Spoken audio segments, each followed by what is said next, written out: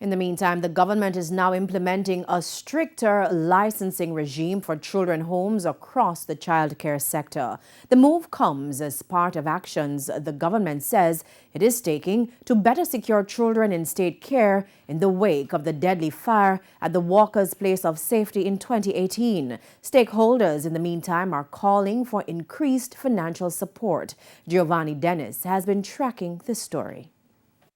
Obvious that it's going to cause some disruption in the system, but I would rather disruption in the system than having another Walker's Place of Safety. State Minister for Education Robert Morgan signaling that fundamental changes are on the horizon for the childcare sector. His comment comes amidst concerns about shortcomings in children's homes not fit for purpose. Mr. Morgan says the government is already being stricter in enforcing licensing obligations in all 52 homes island-wide. The licensing requirement sets out clear stipulations as to what a home needs to do in order to be licensed to operate as a child care facility.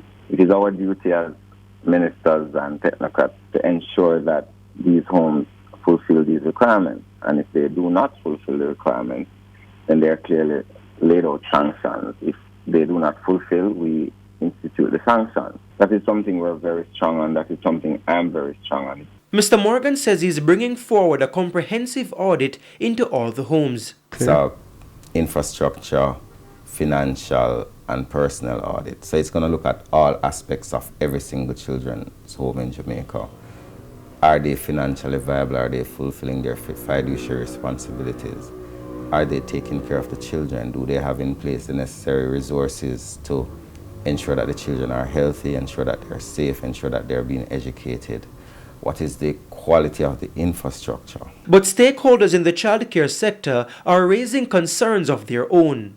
Empress Golding is executive chair for the Maxfield Park Children's Home. The money is not enough. The subvention is just not enough to provide the services, the professional development that the caregivers need and the frontline staff, the interventions that the children need. It's not enough. And not enough data is there on our children and their psychological needs. The psychosocial and educational screening of the children is not there. We don't have it, so we don't have the right data set to provide the best intervention. Mrs. Golding opened up about debts owing to the utilities at Maxfield Park, which are similar to those at the Walker's Place of Safety. Our board is not going to be silent on the things we need publicly because it is about the best interest of the child, and every child is our child. Right now, I can tell you, in doing my own internal observation, that I owe JPS, Maxfield Park, let me take that back. I owe JPS nothing. We are not stealing light, but we owe $2.1 million in light. We owe $1 million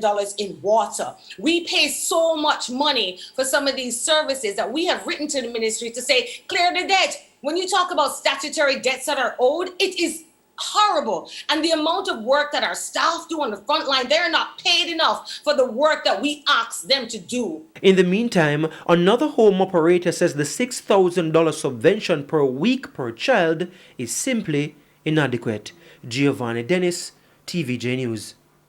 Now, the chair of the Maxfield Park Children's Home, Empress Golding, is painting a grim picture of the situation with the survivors of the Walker's Place of Safety. The comment follows a declaration from the head of the Child Protection and Family Services Agency, Rosalie Gage-Gray, that the children are doing well and psychosocial support is continuing. Mrs. Golding, whose home houses some of the children, says not enough is being done.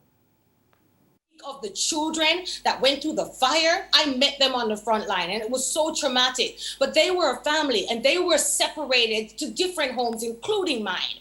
And the pain and trauma for them being separated from their family was horrific. And I can't say right here that they've had the best intervention and they've been separated from family and they experienced such trauma. We are not doing enough to deliver the therapeutic counseling that these children need.